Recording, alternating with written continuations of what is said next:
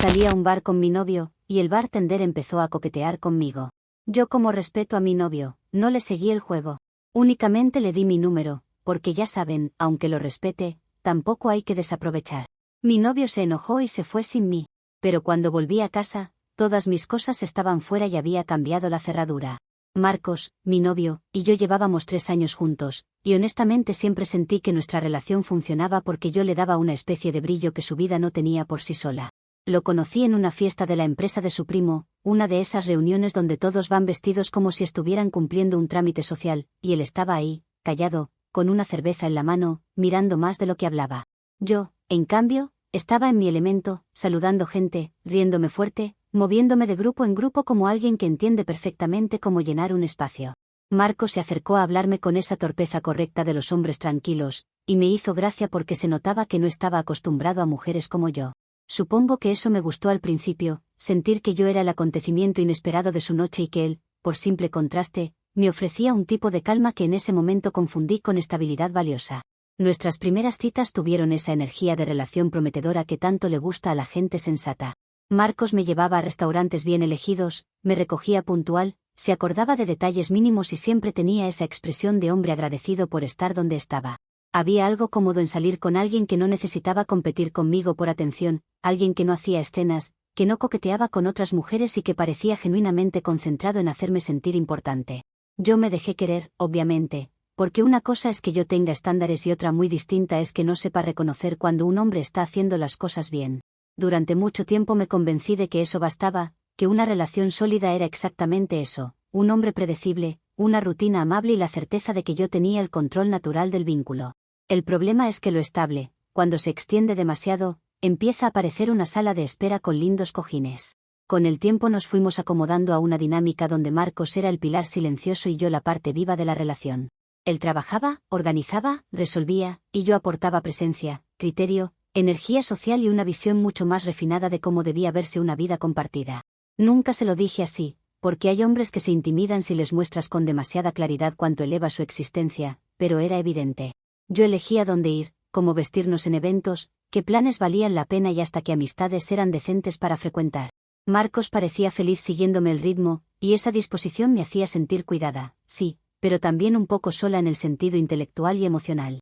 Hay un punto en que una empieza a sentir que no está en pareja con un igual, sino con alguien que admira más de lo que provoca. Ese fue exactamente el problema que empezó a crecerme por dentro durante los últimos meses. Marcos seguía siendo correcto, atento, incluso cariñoso, pero ya no me movía nada.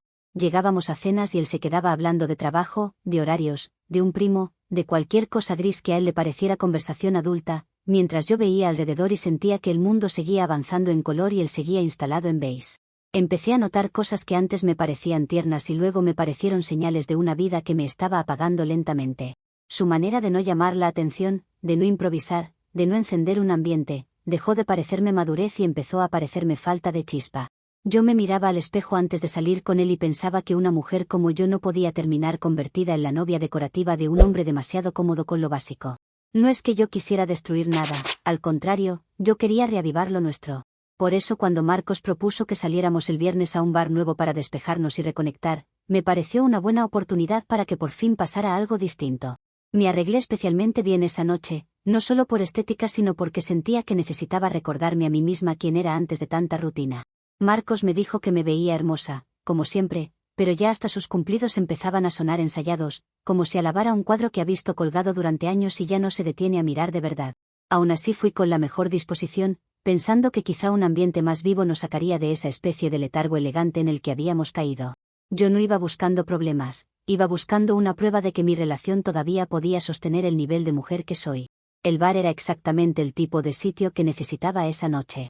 Había gente bien vestida, música con presencia, luces pensadas para que todo el mundo pareciera un poco más interesante de lo que era, y una energía que te recordaba que todavía existía la posibilidad de ser mirada. Apenas nos sentamos, sentí esa descarga sutil de volver a estar en un espacio donde mi presencia no pasaba desapercibida. Marcos, fiel a sí mismo, se acomodó como si hubiera ido a una cafetería y no a un lugar que pedía actitud. Yo pedí la primera copa y fue ahí cuando apareció Iván, el bartender, con esa seguridad tan natural que algunos hombres tienen cuando saben jugar en su terreno. No hizo nada escandaloso al principio, pero su manera de sostenerme la mirada, de sonreír apenas más de la cuenta y de hablarme como si me hubiera notado de verdad, me hizo sentir algo que llevaba tiempo dormido. No voy a fingir que eso me fue indiferente, porque sería absurdo. Me gustó sentirme deseada de una forma fresca, no programada, no rutinaria, no administrada por alguien que ya da por hecho que te tiene a su lado. Iván tenía esa clase de presencia que te devuelve a una versión más afilada de ti misma, una en la que todavía generas impacto y no solo acompañas la vida organizada de otra persona. Yo seguí portándome bien, porque una cosa es disfrutar atención y otra muy distinta es lanzarse de cabeza a una falta de respeto. Sonreí, sí, fui amable, sí, y quizás sostuve un poco la conversación cuando venía a atendernos, pero no crucé ninguna línea romántica. Si me sentí viva por unos minutos, eso habla más del abandono emocional en el que me tenía Marcos que de mí. Marcos, en vez de notar lo evidente y reaccionar como un hombre inteligente, eligió ponerse tenso. Empezó con esas preguntas bajas e irritantes que los inseguros hacen para arruinar una noche sin asumir que están incómodos. Me preguntó por qué sonreía tanto, por qué el bartender venía tantas veces, por qué parecía tan entretenida, como si yo tuviera que pedir permiso para ser encantadora en público. A mí me molestó enseguida ese tono posesivo que apareció de la nada, sobre todo porque yo no había hecho nada condenable. Hay hombres que creen que estar en pareja significa que una debe volverse opaca para no alterarles la paz mental, y Marcos empezó a darme exactamente esa energía. En lugar de sumarse al ambiente y comportarse con altura, se cerró sobre sí mismo y convirtió su incomodidad en una nube que se sentó con nosotros. Yo seguí intentando que la noche no se arruinara por una inseguridad masculina mal gestionada. Le cambié el tema, traté de hacerlo reír, hasta le propuse pedir algo más fuerte a ver si se relajaba, pero él se quedó con esa cara dura de quien ya decidió ofenderse y solo espera reunir pruebas para justificar su drama. Entonces Iván volvió con otra ronda, y en un momento en que Marcos estaba mirándome como si yo le debiera una explicación por existir en mi mejor versión, me deslizó una servilleta. Fue discreto, incluso elegante. Me dijo que si quería me avisaba sobre eventos VIP y noches especiales del bar, porque, según él, yo tenía pinta de encajar mejor en ese tipo de ambiente que en una mesa aburrida. Y sinceramente, ¿qué se suponía que hiciera yo? Actuar como una monja ofendida porque alguien reconoció mi nivel. Le di mi número, sí, pero eso no fue una declaración de amor ni una propuesta indecente. Fue un gesto práctico, una apertura de contacto, una manera de no cerrarme puertas por una rigidez que ni siquiera comparto. Hoy en día los contactos importan, las invitaciones importan, saber moverse importa, y si un hombre interesante de un lugar con proyección te dice que puede avisarte de eventos, no eres infiel por responder. Al contrario, demuestras que entiendes cómo funciona el mundo fuera de la burbuja doméstica. Además, lo hice delante de Marcos, no a escondidas, justamente porque no tenía nada turbio que ocultar. Si él eligió interpretar una servilleta como una traición épica, eso ya tiene más que ver con sus carencias que con mis actos. La reacción de Marcos fue tan exagerada que todavía me cuesta narrarla sin indignarme. Apenas vio el intercambio, se levantó con esa furia fría que usan algunos hombres cuando quieren castigar sin perder la pose y empezó a decirme, delante de gente que ni nos conocía, que yo le estaba faltando el respeto. Me habló como si me hubiera encontrado besándome con alguien sobre la barra, cuando lo único que había pasado era un intercambio de contacto perfectamente explicable. Yo le dije que estaba haciendo un escándalo innecesario, que se calmara, que no fuera ridículo, pero ya estaba embalado en su papel de novio humillado. Lo peor no fue el reclamo, fue el tono, esa manera de querer reducirme frente a otro solo porque un hombre me prestó atención y yo no reaccioné como él quería. Antes de que yo pudiera terminar de ponerlo en su lugar, Marcos se dio media vuelta y se fue del bar. Así, sin más. Me dejó sentada en medio de la noche como si el agraviado fuera él y no yo, que acababa de ser expuesta por su incapacidad de manejar una situación social mínima. Me pareció de una inmadurez tremenda, una especie de berrinche adulto con camisa planchada. Por supuesto me dolió, pero más que dolerme, me dio rabia que creyera tener derecho a abandonarme por algo tan pequeño. Y como no iba a permitir que su arranque me arruinara la noche completa, me quedé un rato más en el bar, respiré, terminé mi copa y hablé un poco con Iván porque francamente necesitaba recuperar la sensación de que yo no era la loca de la escena. No pasó nada romántico entre Iván y yo, pero sí me quedé el tiempo suficiente para no sentir que Marcos había dictado el final de mi propia noche. Iván fue amable, me dijo que mi novio había reaccionado fatal, que se notaba que yo solo estaba siendo cordial, y eso me confirmó que no estaba loca por pensar que todo se había salido de proporción. Yo me recompuse, pedí un auto y fui de regreso a casa convencida de que al llegar encontraría a Marcos ya más sereno, quizá avergonzado por su espectáculo. En mi cabeza, lo lógico era que conversáramos y que él terminara disculpándose por el tono, por dejarme sola y por asumir lo peor de mí por una simple servilleta. Jamás pensé que fuera capaz de convertir un episodio incómodo en una guerra doméstica. Cuando llegué al edificio me encontré con mis maletas, unas cajas y varias bolsas en el pasillo, acomodadas con esa frialdad insultante de quien quiere mandar un mensaje.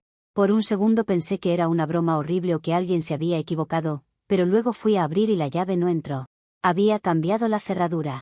Me quedé helada ahí, en medio del corredor, mirando mis cosas como si yo fuera una intrusa en la vida que había compartido con él durante 3 años. No me dejó una nota, no me llamó, no me dio ni la oportunidad de entrar a reclamar como una persona civilizada, simplemente decidió expulsarme como si yo hubiera cometido un crimen.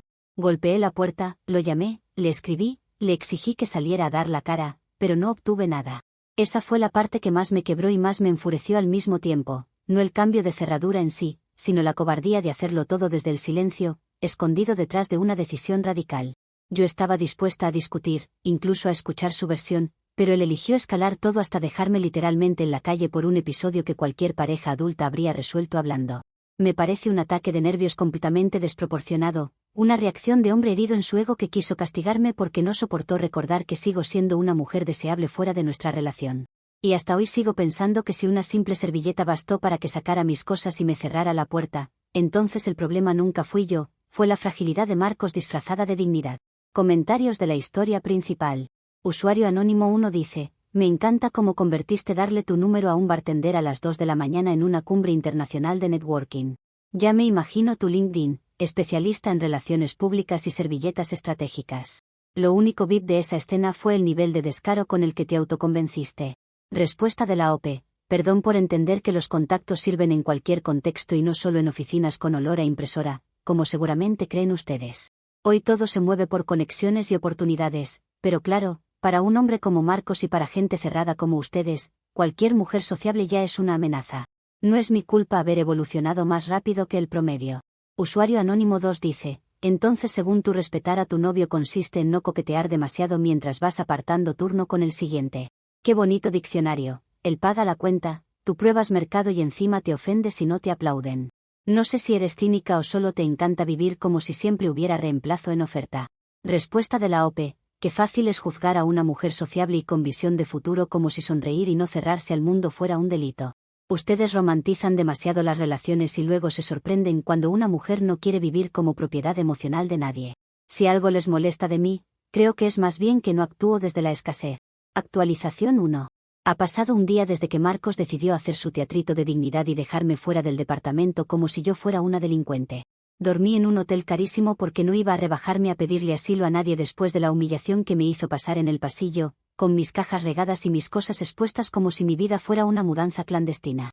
Elegí un lugar bonito a propósito, con sábanas decentes y desayuno incluido, porque si iba a atravesar una crisis provocada por un hombre inmaduro, al menos no pensaba hacerlo rodeada de miseria.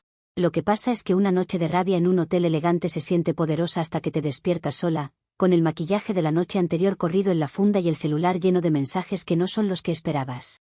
Yo pensé que Marcos amanecería arrepentido o al menos nervioso, pero el silencio de ese hombre fue todavía más ofensivo que el cambio de cerradura. A la mañana siguiente ya había un incendio social montado por culpa de unos vecinos desocupados que vieron todo. Como llegué de madrugada y tuve que acomodar mis cosas mientras trataba de entender qué demonios estaba pasando, varios del edificio se asomaron, cuchichearon y claramente se encargaron de mover la historia por el chat de la comunidad. No sé qué tiene la gente con convertir la tragedia ajena en entretenimiento vecinal, pero al mediodía ya me habían llegado capturas donde básicamente me pintaban como una escandalosa a la que, por fin le pusieron límites. Me dio una mezcla de asco y furia porque nadie habla del salvajismo de sacar las pertenencias de una mujer a las 4 de la mañana, pero todos parecen fascinados con la narrativa de que yo merecía el castigo. Ese tipo de entusiasmo colectivo por ver caer a alguien como yo siempre me ha parecido sospechoso, como si la gente más gris disfrutara especialmente cuando una mujer visible atraviesa algo humillante. Intenté enfocarme en lo importante, que era resolver mi situación con Marcos de una vez. Lo llamé varias veces, le mandé audios, le escribí mensajes donde le exigía que al menos habláramos como adultos, pero no respondió nada. Al principio mantuve cierto tono contenido, porque pensé que quizás seguía dramatizando y solo necesitaba un empujón para salir de su rincón. Después me cansé y empecé a recordarle que el depósito del departamento me correspondía moralmente, aunque él lo hubiera pagado, porque yo vivía ahí, invertí tiempo, organicé el espacio y fui parte esencial de ese hogar. Hay hombres que creen que solo vale lo que sale de su cuenta bancaria, pero el trabajo emocional, estético y doméstico que una mujer pone en una convivencia también tiene valor. Si ese departamento se sentía habitable y no como una sala de espera masculina, fue en gran parte por mí. Sé que algunos se ríen de lo del depósito, pero a mí me parece completamente lógico. Si yo pasé años aportando presencia, compañía, criterio, decoración y toda una energía de pareja que no se compra en una ferretería, entonces claro que tengo derechos morales sobre lo que construimos dentro de ese lugar. No estoy diciendo que me deba escriturar media ciudad, pero tampoco puede actuar como si lo suyo fuera solo suyo y lo mío fuera humo. Marcos se benefició enormemente de estar conmigo, aunque ahora quiera fingir que era un mártir incomprendido. Le di estatus social, le di una novia que elevaba cualquier plan, le di una vida más interesante que la que habría tenido sin mí. Si ahora se cree con derecho a borrarme de un plumazo, al menos debería compensar económicamente la pérdida y la humillación. Mi intención ese día era mantener el control narrativo, porque cuando una situación se sale de cauce, lo peor que puedes hacer es dejar que el otro instale su versión sin oposición.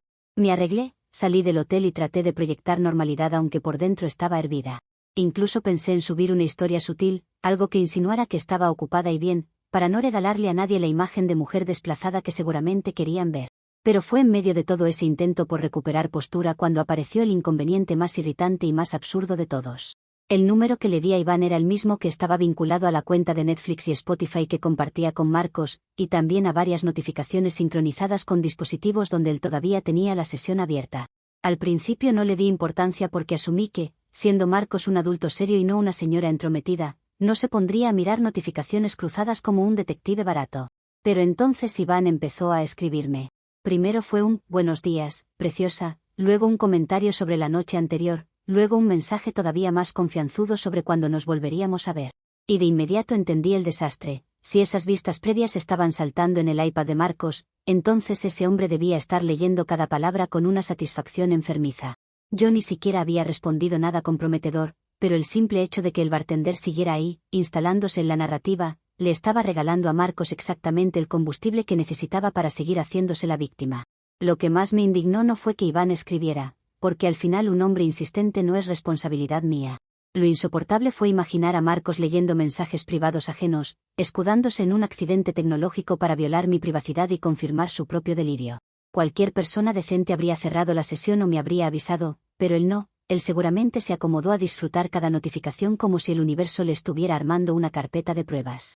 Esa es la parte que nadie menciona cuando me juzga, el nivel de invasión y morbo con el que un hombre herido puede agarrarse a cualquier detalle para justificar su crueldad.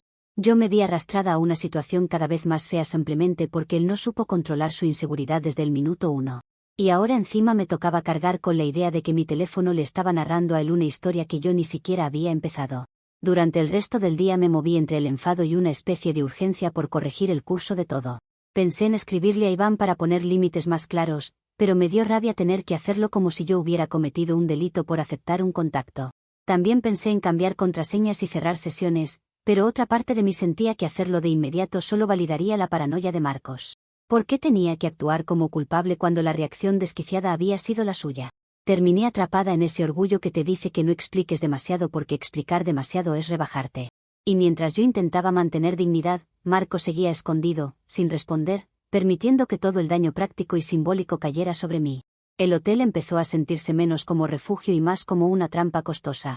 Cada hora allí me recordaba que estaba pagando las consecuencias concretas del arranque de un hombre que no tuvo ni la hombría de hablarme a la cara. Miraba alrededor y me molestaba pensar que yo, que debía estar tranquila en mi casa, estaba viviendo entre maletas por culpa de una servilleta mal interpretada y un ego masculino mal regulado. Llamé otra vez a Marcos y otra vez no respondió. Le mandé un mensaje larguísimo explicándole que me estaba perjudicando financieramente, emocionalmente y hasta reputacionalmente con su silencio, pero ni eso consiguió arrancarle una respuesta. Y esa quietud suya, esa manera de castigar sin ensuciarse las manos, empezó a resultarme más violenta que cualquier grito. Fue ahí cuando decidí que si él quería convertir esto en una humillación pública, entonces yo también tenía derecho a irrumpir en su comodidad. Pensé mucho en cómo hacerlo y llegué a la conclusión de que no bastaba con seguir llamando o escribiendo desde un hotel mientras él jugaba al desaparecido. Si a mí me dejó en evidencia en mi propia vida, yo podía perfectamente hacerle sentir un poco de esa incomodidad en el lugar donde más le importa sostener imagen, su trabajo. Marcos siempre ha sido de esos hombres que cuidan muchísimo su reputación laboral, que necesitan parecer equilibrados, razonables, impecables frente a compañeros y jefes. Así que decidí que iba a ir a su oficina, a plantarme frente a él y obligarlo a enfrentar lo que hizo. Si él me humilló en el bar y después me dejó fuera de casa como si nada, yo no veía por qué tenía que seguir protegiéndole la paz en horario administrativo. Comentarios de la actualización 1. Usuario anónimo 1 dice, o sea que mientras tú te fundías en un hotel, para no rebajarte, Marco seguramente estaba viendo en su iPad los «Buenos días, preciosa» del bartender como quien prende Netflix con snacks. La verdad, ese hombre no necesitó terapia, le bastó con tus notificaciones sincronizadas. Tú pagaste suite de lujo y él recibió comedia gratis. Respuesta de la OP. Lo que Iván escriba no es mi culpa y cualquiera con un mínimo de ética entendería que leer mensajes ajenos sigue siendo una invasión, aunque entren por un dispositivo vinculado. Marcos pudo cerrar sesión, avisarme o comportarse como adulto, pero prefirió hacerse el espía silencioso para alimentar su película. Si alguien quedó mal ahí, fue él por invadir privacidad ajena con tal de sentirse justificado. Usuario anónimo 2 dice, perdón, pero me mata lo del depósito moral. O sea, él puso la plata, firmó, pagó y tú ahora quieres cobrar por haber paseado tu belleza por la sala y acomodado cojines. Increíble cómo conviertes existir en una factura. Respuesta de la OP. Claro, porque para ustedes el tiempo, la presencia y la energía de una mujer hermosa no valen nada si no salen de una transferencia bancaria. Qué conveniente visión masculina del mundo. Yo sostuve una convivencia, elevé ese espacio y aporté muchísimo más de lo que ustedes pueden reducir a cojines, así que sí, mi valor también tiene un peso económico aunque les incomode admitirlo. Actualización 2. Ha pasado una semana desde la última actualización y puedo decir con total honestidad que el nivel de mezquindad de Marcos ha superado incluso mis peores expectativas. Yo estaba completamente decidida a ir a su oficina y enfrentarlo, no solo por el dinero y las cosas pendientes, sino porque ya me parecía insostenible que siguiera escondiéndose detrás del silencio como si eso lo volviera elegante. Me arreglé bien, me puse una blusa sobria pero impactante, y llegué convencida de que una vez me viera ahí tendría que darme la cara. Pero apenas intenté entrar, el guardia me cerró el paso con una seguridad ofensiva y una frase que todavía me quema. Me dijo que tenía instrucciones de no dejar pasar a una mujer inestable si aparecía preguntando por Marcos. Imagínense el nivel de manipulación previo para que alguien se tome el trabajo de advertir sobre mí como si yo fuera una amenaza pública. Lo peor de esa escena fue que no pude ni montar el reclamo en paz, porque el guardia ya me estaba mirando con esa mezcla de superioridad y prevención que te ponen cuando un hombre te ha predescrito antes de que hables. Intenté explicarle que yo era su pareja, o bueno, su ex reciente por un berrinche absurdo, y que necesitaba recuperar una conversación pendiente y unas pertenencias. Pero cuanto más trataba de sonar razonable, más me daba cuenta de que Marcos ya me había encerrado en una versión monstruosa de mí que resultaba casi imposible desmontar en una recepción corporativa. Es increíble cómo un hombre aparentemente tranquilo puede volverse tan estratégico cuando quiere quedar como víctima impecable. Me fui de ahí furiosa, con la sensación de que no solo me había sacado del departamento, sino que estaba intentando sacarme también de cualquier espacio donde yo pudiera contradecirlo. Después de ese fracaso me quedó clarísimo que no podía seguir jugando solo a la defensiva. Marcos ya había instalado una imagen de hombre acosado por una ex descompensada, y si yo no hacía algo para recuperar terreno simbólico, iba a seguir perdiendo incluso en áreas donde antes tenía ventaja. Necesitaba demostrarle, y demostrarme, que no estaba reducida a perseguirlo por edificios y mensajes sin respuesta. Necesitaba recordarle que tengo opciones, que otros hombres me miran, que su intento de castigarme no me había convertido en una desechada sentimental. Y fue ahí cuando empecé a considerar seriamente salir con Iván de manera formal, no porque estuviera enamorada ni nada por el estilo, sino porque la situación pedía un golpe de efecto. A veces para salir del papel de perseguida hay que pasar al de mujer deseada, aunque a algunos les cueste entender la lógica. Iván seguía escribiéndome con constancia y con esa energía un poco intensa que, en otro contexto, quizá habría filtrado más. Pero en ese momento su insistencia me pareció útil. Me decía que yo merecía algo mejor, que una mujer como yo no podía dejarse apagar por un tipo gris, que se notaba que Marcos no sabía lo que tenía. Y aunque yo no base mi autoestima en lo que diga un bartender, sí reconozco que escuchar algo distinto a la narrativa de loca invasora me hizo bien. Entonces empecé a pensar que si salía con él, aunque fuera un par de veces, podía darle la vuelta a todo el asunto. No se trataba solo de despecho, se trataba de reposicionarme en una historia donde Marcos se estaba adjudicando demasiado control. Mi plan era bastante claro en mi cabeza y, sinceramente, me parecía brillante. Quería ir con Iván al mismo bar donde empezó todo, tomarme unas fotos con buena luz, etiquetar indirectamente la situación y dejar que Marcos viera, sin necesidad de un mensaje explícito, que su reemplazo era más atractivo, más seguro y, sobre todo, más conectado a un ambiente que él jamás supo habitar. No buscaba una reconciliación, buscaba restablecer jerarquía. Si él quería presentarse como el hombre serio que corta por lo sano, yo podía mostrar que su salida dramática solo me había empujado hacia alguien con más chispa y más mundo. En mi cabeza, la imagen era perfecta, yo impecable, Iván con esa seguridad de barra, el mismo escenario, pero ahora sin la carga del novio inseguro arruinando el ambiente. Era una forma elegante de devolverle el golpe. El problema fue que la ironía empezó a abrirse paso demasiado pronto. Quedé con Iván, apenas salimos del bar de su turno a un sitio más tranquilo, empecé a notar grietas en todo el personaje que yo había decidido usar. No hablaba como alguien vinculado a eventos VIP ni tenía ningún acceso especial a nada, más allá de saber quién pedía qué trago y a qué hora salía cada cliente habitual. Empezó a mencionarme oportunidades de negocio, con una seriedad ridícula, sacó unos frascos y unos sobres de mochila deportiva, y en menos de 20 minutos entendí que el gran contacto estratégico no era ningún relacionista de nightlife sino un vendedor improvisado de suplementos de procedencia dudosa. O sea, yo había querido convertir una servilleta en una puerta de entrada a un circuito interesante, y terminó pareciendo el catálogo clandestino de un gimnasio quebrado. Me sentí estafada, no tanto sentimentalmente sino narrativamente, que para mí a veces es peor. Había construido una lógica en la que Iván servía como prueba de que Marcos era limitado y yo seguía orbitando posibilidades de alto nivel, y de pronto estaba sentada frente a un hombre explicándome con demasiada pasión la pureza de unos polvos que ni él mismo parecía consumir. Aún así, no me fui. Y no me fui porque en ese punto retirarme habría significado aceptar que Marcos, de alguna manera, había tenido razón al indignarse. Mi orgullo no estaba dispuesto a regalarle esa victoria retrospectiva. Así que, en lugar de cortar por lo sano, doblé la apuesta y me convencí de que lo de los suplementos solo era una arista menor, una especie de Hassel secundario de hombre ambicioso.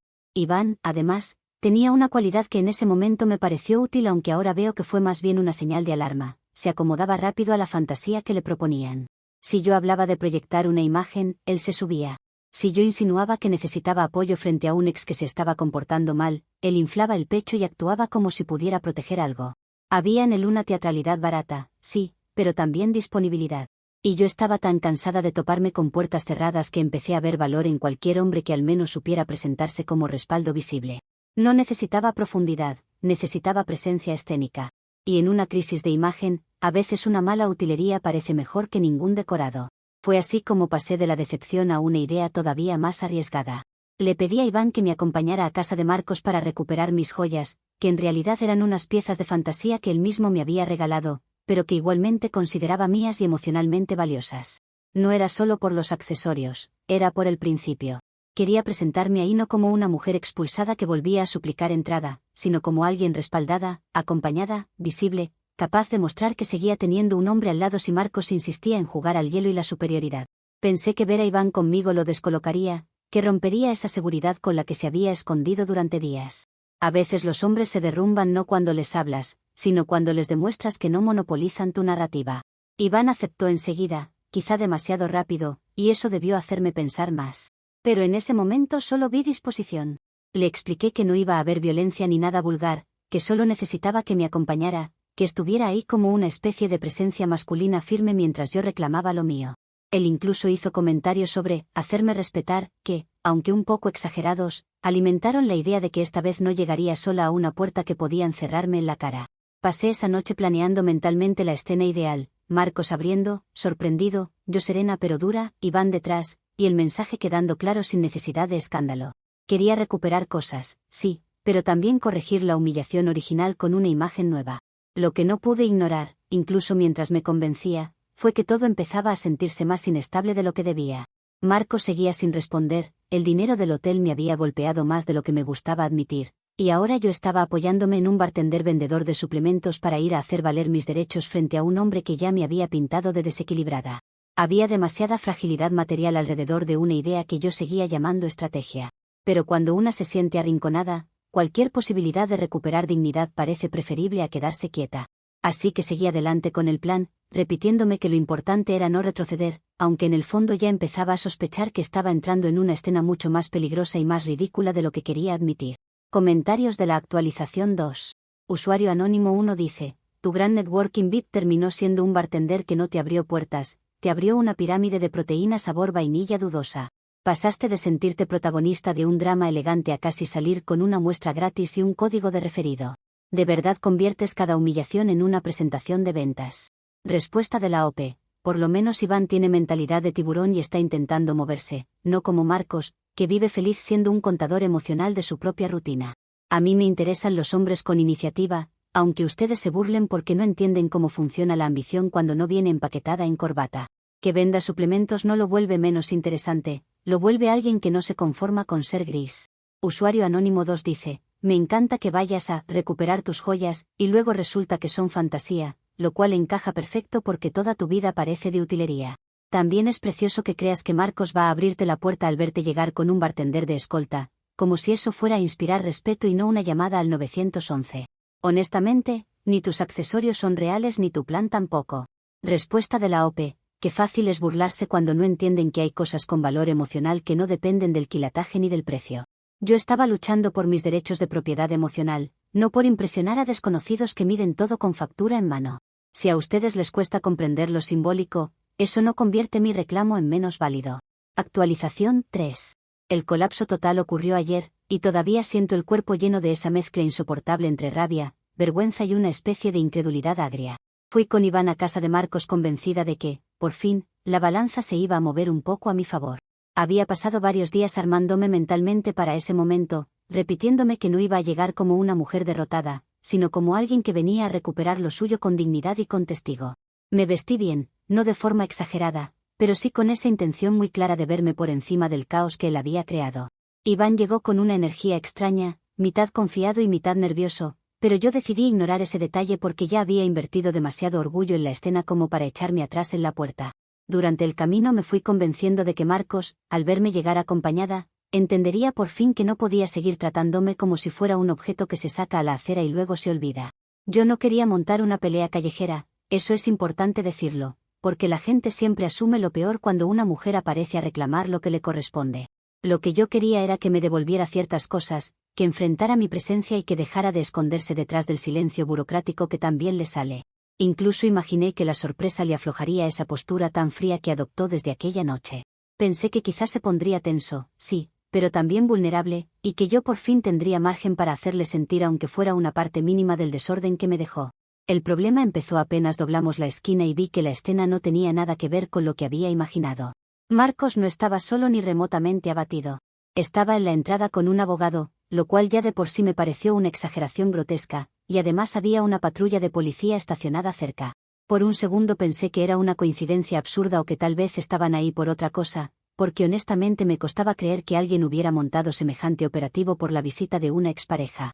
Pero la forma en que el abogado me miró y la manera en que uno de los policías se cuadró apenas me acerqué me dejó claro que no, que todo eso estaba preparado para mí.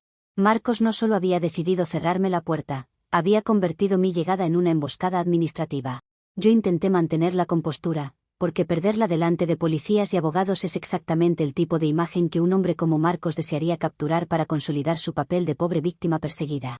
Le pregunté desde lejos qué significaba todo eso, y él, con una calma casi ofensiva, me dijo que después de ciertos comportamientos recientes prefería manejar cualquier interacción con respaldo legal. Ciertos comportamientos recientes. Así lo llamó. Como si yo hubiera emprendido una campaña criminal y no reaccionado, quizá con intensidad, a la brutalidad de haber sido dejada fuera de casa sin previo aviso. Fue en ese momento que el abogado mencionó la cámara de seguridad del timbre, y sentí una punzada seca en el estómago. Resulta que después de que yo intentara forzar la cerradura el primer día, Marcos instaló una cámara para registrar cualquier nueva aproximación. Quiero dejar algo claro sobre lo de la cerradura porque ya sé cómo se distorsionan las cosas.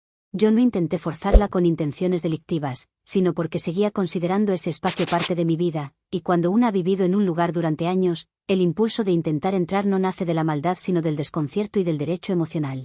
Pero claro, dicho así suena humano, y dicho por un abogado frente a una patrulla suena antecedente. Marcos había tenido días enteros para cocinar esa narrativa, para pasar de novio ofendido a hombre previsivo amenazado por una ex que no acepta límites. Y yo, que fui a enfrentar una humillación, terminé cayendo exactamente en el escenario que él necesitaba para consolidar su personaje. Ahí fue cuando entendí que el juego ya no estaba en terreno sentimental, sino en uno mucho más frío y mucho más peligroso.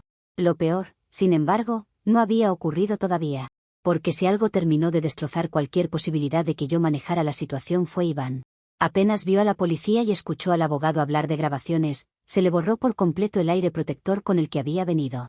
Le cambió la cara de una manera casi cómica, como si en segundos hubiera pasado de escolta improvisado a niño atrapado copiándose en un examen. Después me enteré, o más bien lo deduje por lo que empezó a balbucear, que tenía multas pendientes y algún problema alrededor de su negocio de suplementos. Y ese miedo fue suficiente para que, en un acto de cobardía monumental, empezara a hablar más de la cuenta. Yo lo miraba esperando que se callara, que al menos no empeorara nada, pero el pánico ajeno es un animal sucio que no obedece. Ahí mismo, delante de Marcos, del abogado y de la policía, Iván soltó que yo le había ofrecido dinero para ayudarme a asustar a mi ex. Dijo, dinero, con una claridad que todavía me zumba en la cabeza, como si hubiera sido una operación mafiosa y no una conversación confusa entre dos personas tensas tratando de recuperar terreno. Lo más insultante de todo es que ni siquiera tengo ese dinero, o sea, la acusación quedó sonando aún más absurda por la simple realidad de mis finanzas. Pero una confesión no necesita lógica cuando cae en el momento justo. Marcos sacó su teléfono y empezó a grabar, con una eficiencia helada que me dejó claro que llevaba rato esperando exactamente una torpeza así. Todo lo que yo había intentado presentar como dignidad acompañada se desplomó en segundos y se transformó, delante de todos, en material perfecto para reforzar la idea de acoso. Ese fue mi auténtico motor boomerang, aunque me moleste admitirlo de esa forma. Lo que empezó con aquella ridícula idea de no desaprovechar una oportunidad, lo que siguió con el número, con la narrativa de control, con la necesidad de demostrar que yo seguía teniendo ventaja, terminó dándole a Marcos la prueba ideal para blindarse legalmente contra mí. El mismo hombre que apareció como símbolo de mis opciones terminó funcionando como testigo involuntario en mi contra. La táctica que yo había usado para no quedar como rechazada se convirtió en la razón por la que terminé pareciendo una amenaza. Y la ironía me golpeó con una violencia insoportable. Yo quise mostrar poder y terminé montándole a Marcos una carpeta completa de evidencia con ayuda externa incluida. Hay humillaciones que no se sienten como caída, se sienten como ver tu propio tropiezo repetido en cámara lenta. Intenté defenderme, por supuesto. Dije que Iván estaba exagerando, que estaba nervioso, que nadie estaba ahí para asustar a nadie y que todo esto era una sobreactuación armada por Marcos para convertir un conflicto íntimo en un caso casi policial. Pero ya nadie me escuchaba desde un lugar humano. El policía me habló con ese tono impersonal que usan cuando ya decidieron cuál es tu casilla en la escena. Me advirtió que, debido a las circunstancias y a la declaración que acababan de escuchar, lo mejor para mí era retirarme y no volver a acercarme a la vivienda. El abogado habló de medidas, de registros, de futuros problemas si insistía. Yo seguía parada ahí, tratando de que alguien reconociera que detrás de todo eso había una historia de convivencia, de emociones, de daños mutuos, pero ese lenguaje no tenía ninguna fuerza frente a una cámara, una declaración improvisada y un hombre que se había preparado mejor que yo. Iván, por su parte, hizo lo más miserable que podía hacer en ese momento, huyó. Literalmente salió casi corriendo, murmurando algo incoherente sobre no meterse en problemas y dejando atrás toda la pose de protector que tan fácil le había salido cuando esto todavía parecía una fantasía de confrontación controlada. Verlo escapar fue casi más humillante que la advertencia policial, porque condensó de golpe toda la fragilidad de la estrategia que yo había construido. Mi supuesto respaldo era un velocista con miedo a las multas. Mi supuesto reemplazo atractivo era un hombre incapaz de sostener una escena por 5 minutos sin delatarme y desaparecer. Y yo me quedé sola en la acera, mirando cómo se alejaba el único testigo que, en mi cabeza, iba a legitimar mi presencia allí. La imagen final fue la peor de todas porque no tuvo ni gritos ni drama abierto, solo una claridad cruel. Marco se quedó dentro, ya protegido por su abogado, por su cámara y por una narrativa ordenada donde yo aparecía como el problema que por fin estaba quedando afuera. La policía me lanzó la advertencia final: si volvía a acercarme, podían llevarme detenida. Detenida. Yo, que solo quería recuperar dignidad, terminé escuchando una amenaza de arresto por intentar no desaparecer en silencio de una vida que también había sido mía. Esa clase de giros son los que más rabia me dan, porque el hombre que actúa frío y metódico siempre sale pareciendo razonable, mientras una queda convertida en caricatura de inestabilidad solo por reaccionar con el corazón abierto. Y como si todo eso no bastara, antes de que me fuera levanté la vista y vi a Marcos en la ventana. No estaba llorando, no estaba roto, no estaba ni siquiera especialmente afectado. Tenía una expresión de alivio, casi una sonrisa contenida, como la de alguien que por fin se quita un peso de encima. Esa imagen me persiguió toda la noche porque fue la primera vez que sentí, con una nitidez casi física, que él no estaba sufriendo mi ausencia como yo había supuesto en algún nivel. Al contrario, parecía respirar mejor sin mí. Y eso me pareció de una crueldad muchísimo mayor que cambiar una cerradura o llamar a la policía. Porque una cosa es poner distancia y otra muy distinta es mirarte desde una ventana como si fueras una tormenta que por fin pasó. Es un hombre sin sentimientos, incapaz de entender que la intensidad de algunas personas no es peligro, es pasión mal leída por cobardes. Comentarios de la actualización 3. Usuario anónimo 1 dice: tú, ganado de alta calidad, vio las luces azules y se convirtió en Usain Bolt con delantal. Qué hermoso que el protector acabara huyendo antes de que terminaras la introducción dramática en la acera. Más que escolta, llevaste un accesorio con reflejos de supervivencia. Respuesta de la OP. La policía claramente ya iba predispuesta por todo lo que Marcos montó y cualquiera se habría puesto nervioso con ese nivel de teatro legal enfrente. Iván no huyó por falta de carácter, huyó por pánico escénico y por una situación manipulada para quebrarlo antes de que siquiera pudiera entender dónde estaba parado. Si alguien salió beneficiado de esa sobreactuación, fue Marcos, que necesitó uniformes para sentirse valiente. Usuario anónimo 2 dice, a mi primo le pasó algo parecido, le cambió la cerradura a la ex que no entendía límites, puso cámara, dejó de discutir y ahora vive feliz con una mujer que no le da su número ni al cartero. Te lo cuento porque parece que Marcos encontró exactamente el manual correcto para recuperar la paz. A veces el verdadero glow up de un hombre es cerrar la puerta correcta. Respuesta de la OP. Qué ternura que celebren la mediocridad doméstica como si fuera una gran historia de superación masculina. Marcos probablemente terminará con una mujer más simple, más dócil y más fácil de manejar, porque claramente no puede sostener a alguien con presencia real. Algunos hombres no buscan una reina, buscan una decoración obediente que no les recuerde sus límites. Actualización 4. Ha pasado un año desde aquel desastre, y la verdad material de mi vida actual es bastante menos cinematográfica de lo que yo habría aceptado en ese momento. Ahora vivo en un monoambiente diminuto que comparto con una desconocida, una mujer que deja tazas en el fregadero y habla por videollamada como si el techo no rebotara cada sonido. Mis finanzas nunca se recuperaron del todo de ese mes absurdo de hoteles, mudanzas improvisadas y decisiones tomadas desde el orgullo en vez de desde la estrategia real. Durante mucho tiempo seguí diciéndome que era una etapa, una pausa incómoda antes de volver a mi nivel habitual. Pero hay un punto en que el discurso de transición ya no tapa el hecho de que la vida sí cambió, y cambió para peor por una cadena de actos que empezaron conmigo creyéndome más astuta de lo que era. Durante meses traté de sostener la versión en la que yo había sido la víctima pura de un hombre frío, exagerado y vengativo. La repetía a amigas, a conocidos, a mí misma frente al espejo mientras intentaba vestirme para sentir que seguía siendo la misma de antes. Decía que Marcos había reaccionado desproporcionadamente, que me había querido castigar por su inseguridad, que cualquier error mío se había inflado hasta convertirse en expediente gracias a su necesidad de quedar como el correcto. Y aunque parte de eso todavía me parece verdad en cierta medida, la historia empezó a resquebrajarse cada vez que me tocaba pagar sola una consecuencia concreta. Cuando el alquiler me ahogaba, cuando miraba mis cuentas, cuando veía que el supuesto control que creí tener sobre la narrativa no me servía ni para dormir tranquila. Ahí empezó a hacerse más difícil seguir usando la indignación como único refugio. Marcos, por el contrario, parece haber florecido dentro de esa vida sobria que yo antes despreciaba. Ascendió en su empresa, se mudó a una casa con jardín, por lo que se ve desde fuera, consolidó exactamente ese tipo de estabilidad que yo confundía con falta de chispa. Lo vi hace poco en una foto de LinkedIn, de todos los lugares posibles, sonriendo con esa clase de sonrisa tranquila que antes me parecía aburrida y ahora me resulta casi provocadora. A su lado estaba su nueva novia, una chica que, si soy cruel, diría que se ve de lo más común. Nada impactante, nada especialmente sofisticado, nada que entre a una habitación y la cambie de eje. Y sin embargo ahí estaba, sonriendo con él, encajando en una escena de paz que a mí me molestó más de lo que quiero admitir. Lo que me insultó no fue que siguiera adelante, porque en teoría yo también quería demostrar que podía hacerlo. Lo que me golpeó fue verlos estables. Ver que la vida que yo traté durante tanto tiempo como una especie de pasillo gris podía, en manos de otra persona, convertirse en hogar suficiente. Yo siempre pensé que Marcos me necesitaba para elevarse, para no perderse en su medianía, para sentirse especial junto a alguien que llamara la atención por los dos. Pero esa foto me mostró otra cosa, que quizá no quería elevarse de la manera en que yo entendía la elevación. Quizá solo quería descanso, orden, alguien que no confundiera intensidad con amenaza constante. Y esa posibilidad me dolió muchísimo más que la idea de que me hubiera reemplazado por alguien mejor. A veces abro la agenda del teléfono y todavía veo el número de Iván guardado ahí, como una reliquia ridícula de una secuencia entera que empezó con una servilleta y terminó desfondándome la vida. No lo he borrado, no porque me importe él, sino porque se convirtió en una especie de fósil de mi propio error. Cada vez que lo veo, entiendo un poco más que mi necesidad de sentirme superior, deseada, con una puerta extra siempre medio abierta, no era una muestra de poder sino de incapacidad para habitar del todo lo que ya tenía.